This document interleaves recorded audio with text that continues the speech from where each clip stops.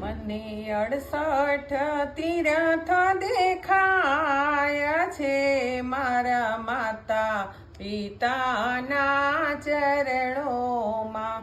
મારું મસ્તક ઝૂકી જાય છે, મારા માતા પિતાના ચરણોમાં. જેને જન્મ દીધો છે આ દુનિયામાં, જેણે લાડ લડાવ્યા છે ખોડે લઈ, મને શાંતિ તો સાચી જણાય છે, મારા માતા પિતાના ચરણોમાં. મને 68 તીર્થ દેખાય છે, મારા માતા પિતાના ચરણોમાં.